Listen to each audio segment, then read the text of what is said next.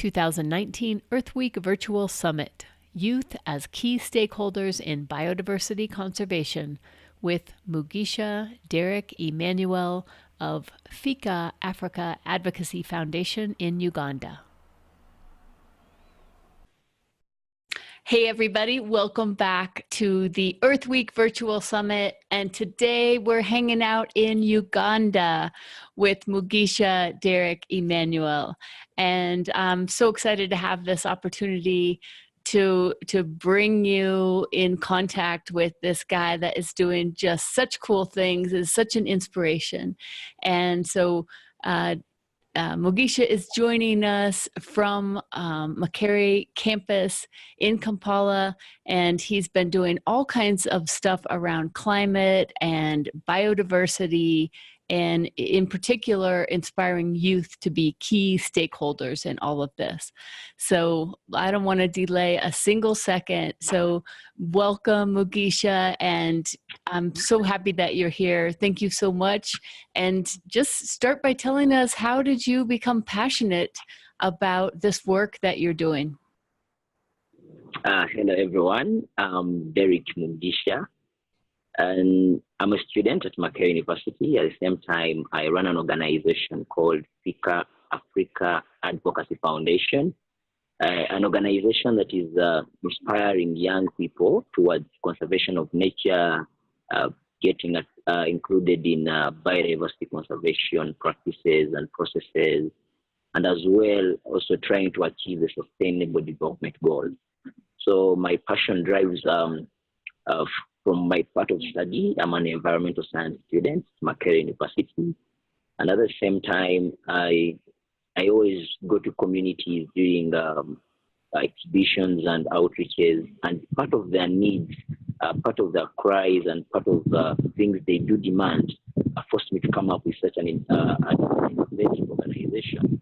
And around young people, it looked like they were neglected in part of these processes and activities. So I came out, and with a group of friends, I work with 7 youth who run the management bit of it.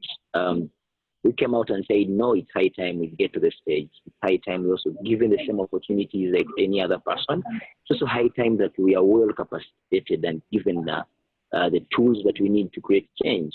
I find that it was really hard for us as youth in Uganda to engage much more into conservation duties, because one thing, if you're not connected, that means you don't have a job. If you don't have land, you not engage in restoration practices and all that. So we wanted to come up with a network, an organization that is going to unite so many youth, engage them in processes into conservation, looking at wildlife being a tool for national development, and also emphasizing the thing that, conservation can be a career for you in the next day.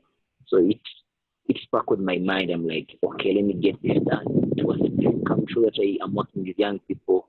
I'm also a young person in Uganda. And it's something that gives me hope each and every day that it's possible. With nature, we can do anything. We can develop Africa, and it's possible that with nature, we can take Uganda forward. Wow.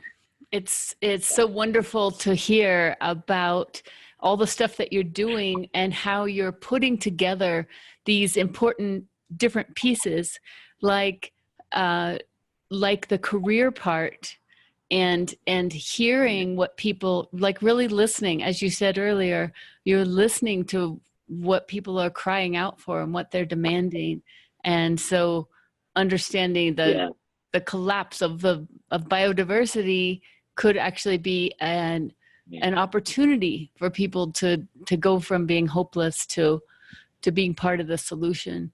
So one of the things that you mentioned when you suggested this topic was your work with the United Nations.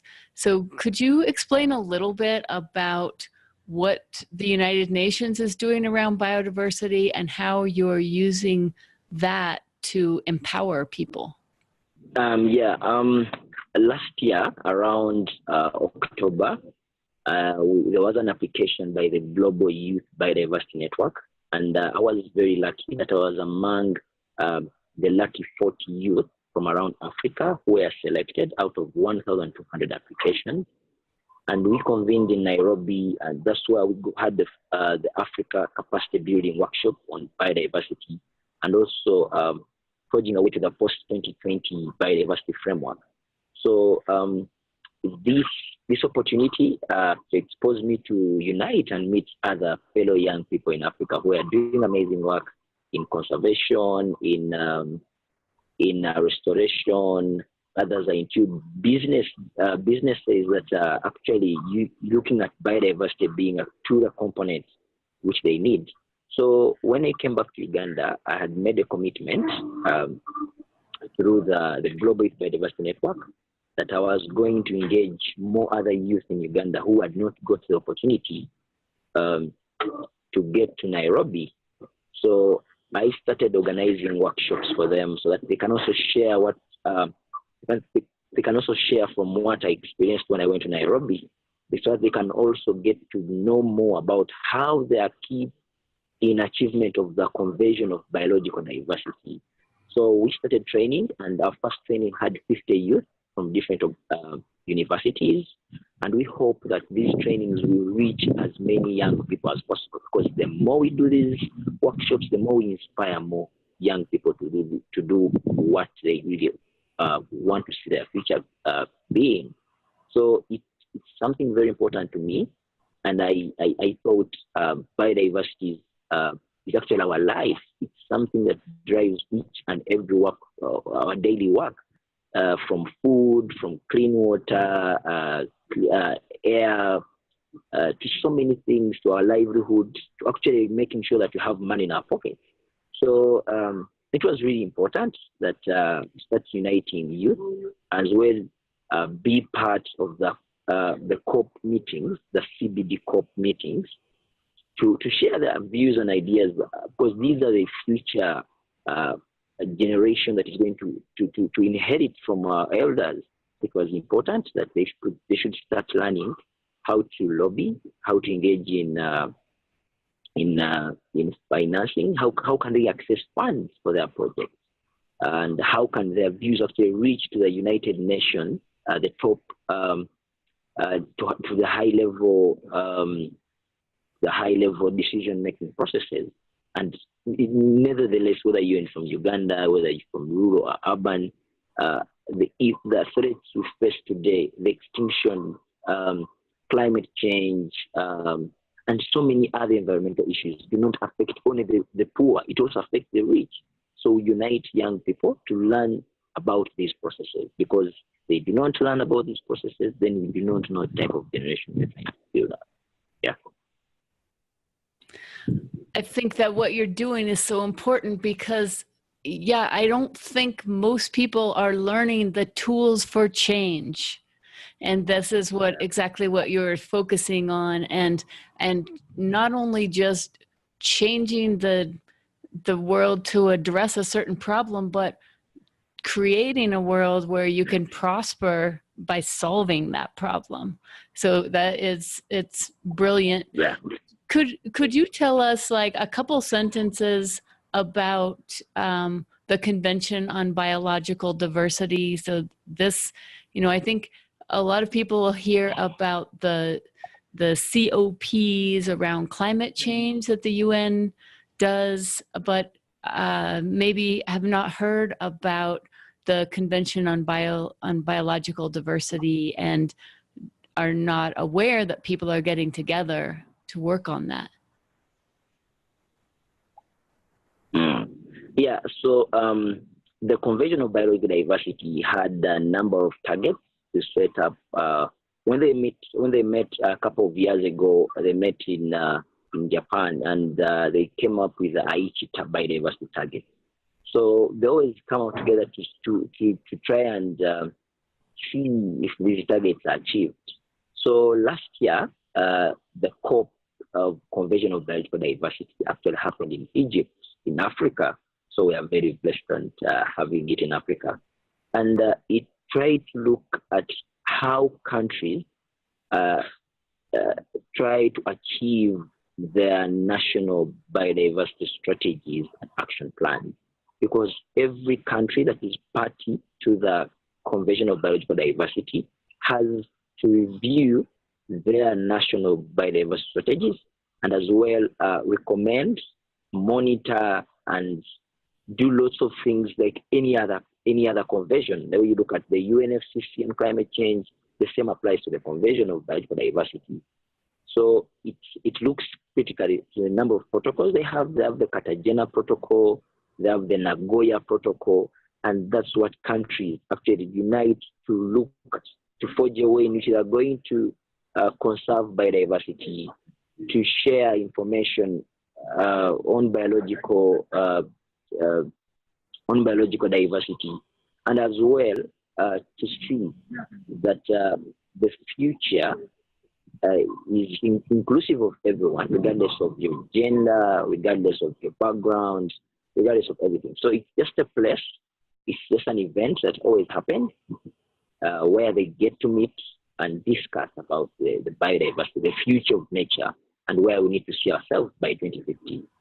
Okay, that's great. That's a really good background that I think most people aren't aware of at all.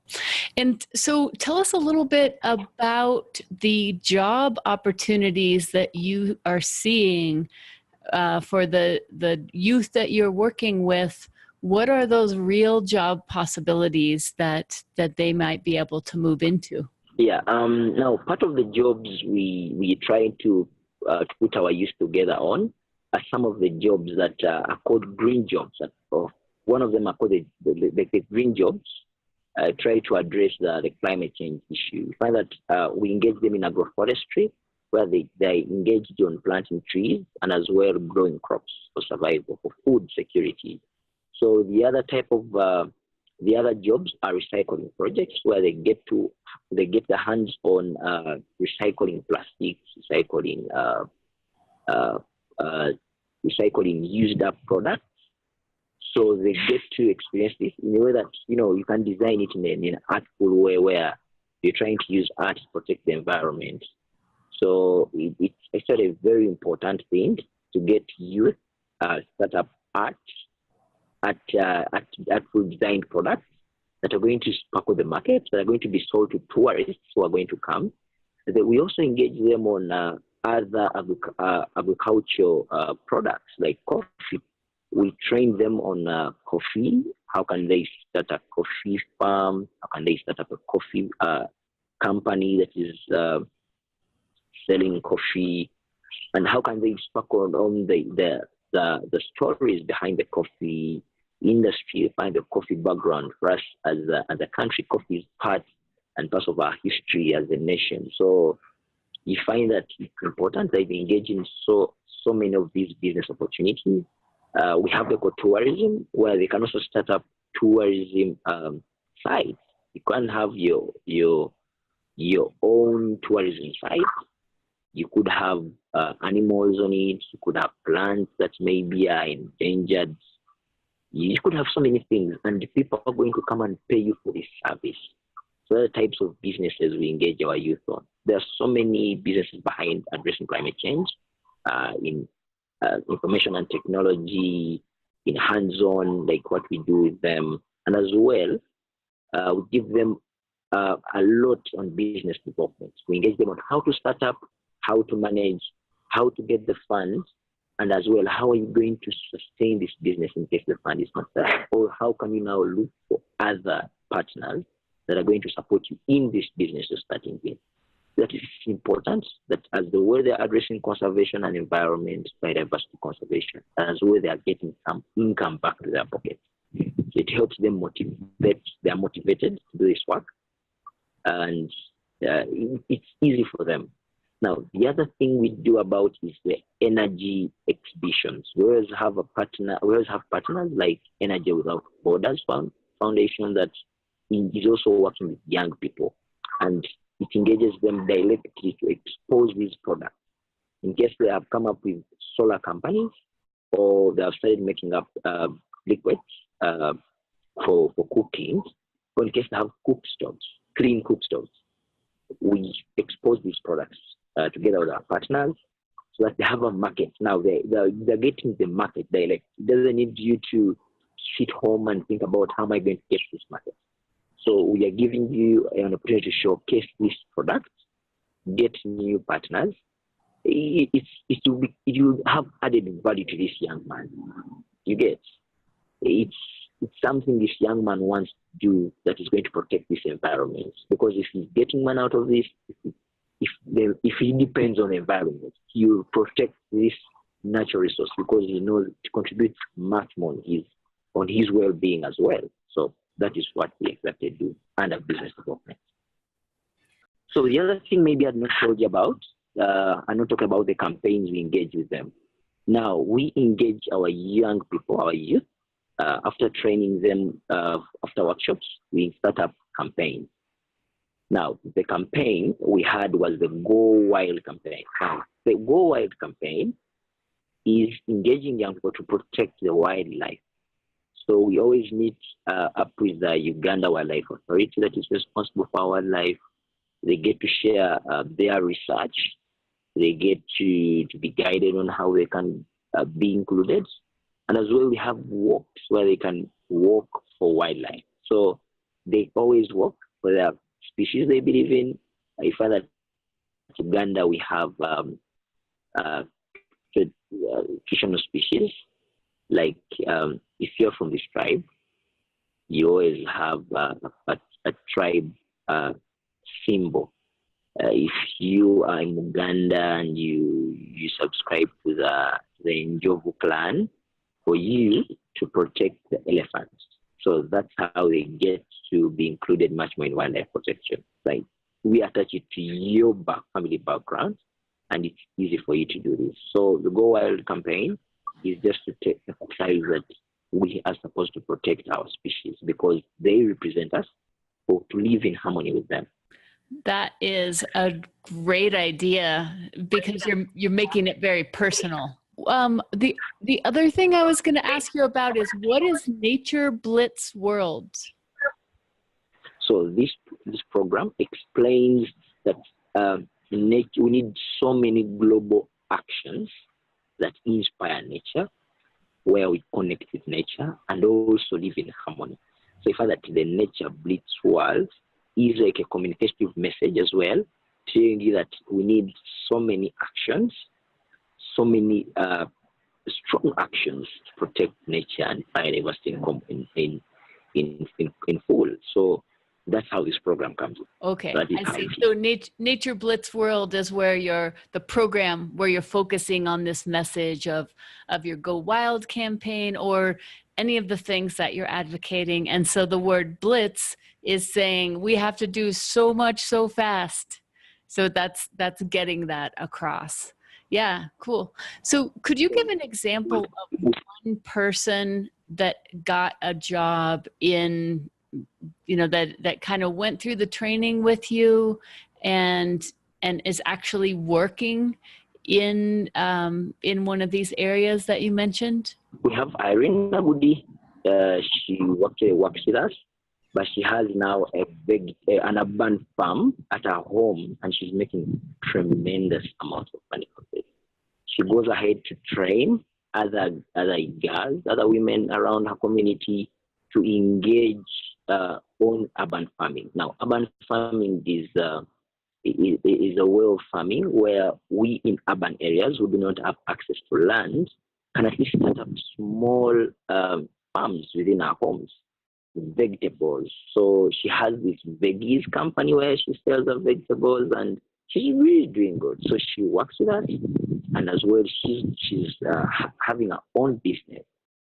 We have others like Isaac and Yamahachi who also works with us, but as well was given a very big role to go and guide people in Karamoja region. Now, Karamoja region is one of the driest regions in Uganda.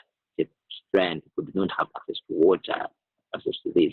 So he had to go there, and after going to the outreach, as well, he has a business of his own where he's selling honey from bees. So it's upon him to protect the bees and have the honey. If he doesn't have the bees, that means he will not have the honey.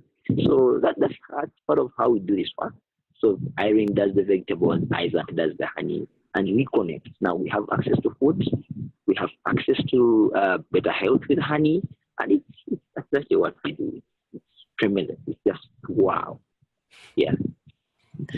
That's really incredible. And I think what I keep seeing is that when we go back to nature, it has so many resources there waiting for us that, you know, that we can live in abundance if we live simply in harmony with nature, rather than struggling with the feeling of limited resources, maybe in a city where you're feeling like you're competing. But as you were just saying, like him being a beekeeper and having his own honey, that's the whole industry that's there of nature waiting to be a partner with us. Yeah, that's the way to go. That's one way in which he can earn a living and still protect the environment. So he feels attached to the environment much more than he was before. So he doesn't have this power within him to love the environment, to use it as a resource. He will not learn how to protect this environment. So that's how we engage with even other young people as well. What are ways that you would like to reach out to people? If people are interested in what you're doing, how would you suggest that they could maybe partner with you, or what are ways that people could connect with you? And we connect with very many people through partnerships. We have partnerships where we go and meet with institutions and identify where we can work together. So it's easier for us to work on a common project, so where we can engage young people. And when you submitted this, you included the information. You said 65% of the African population is under 35 years of age, and 1 billion young people will call Africa home by the year 2050. And so, yes, you are addressing a huge part of the population that is not being addressed in most of, as you said, as you started, that in Uganda, and I think in most of the world, that the youth, even though they're the ones that are going to experience the consequences if we don't take right action now, that they have very little voice in the decisions that are being made. So what you're doing is so important, because you're giving them a way to have a voice. You're teaching them how to advocate and how to create a world where working for the environment is, as you said, that you have money in your pocket and you're able to protect the environment as you go. And more than that, there will be ripples, because each person that does this then inspires someone else to, oh, wow, I could be a beekeeper, or I can grow my own food. And again, coming back to that feeling of abundance, the nature, and as you said earlier, that God has given these resources to Africa, and when you protect them and work in harmony, then things work out. So as we're finishing up, Mugisha, what advice would you have to people that want to do a big project and they really don't know where to start, or they're looking at you going, wow, he's doing all this, I wish I was doing something like this, especially for youth? So how do people really engage youth? Now, before you organize a project, engaging young people, ask them questions like, what do you want? First, empower them with knowing themselves. Let them find who they are and their purpose on this planet. If they do realize their purpose, they will use their purpose to communicate this message or to help you run a project with them. Because now they get to understand that they are responsible people now doing this project. But what we always do wrong is we bring a project, but when getting young people and you force these projects on them, they will not do these projects. Okay? These projects will fail because you did not tap into their their potential, things they believe in, or things they waste their time. So that could be manufactured. Let us think about projects where we are tapping through directly things they believe in, things they love, and things they care, things they want to do each and every day, because we need to protect the environment, shake hands, die together. And remember, climate change is real. So if we do not engage them now, if we do not bring every person on board. That's good advice. So as you said, I think a lot of people bring a project and then try to get youth interested. And what you're saying is do it the other way. First, talk with them, find out what they're passionate about, what do they care about, and get them to dig deep and think about what is their purpose, what would bring meaning to their life, what would excite them, and also give them a way to make money. And when you can bring all those things together, then you're answering their need rather than creating something and trying to push it. So it's coming from them. And thank you so much for sharing all the information. I've learned so much by talking with you and by getting to know you. And so really looking forward to working together going forward and bringing other people into that network. So remember, everybody, as Mugisha is showing us, the time for action is now, because there is no planet B. So let's take Mugisha's example and take action now. Thank you so much, Mugisha. Bye for now. Hope everyone will join on board, because this is a struggle we are in together. Thank you.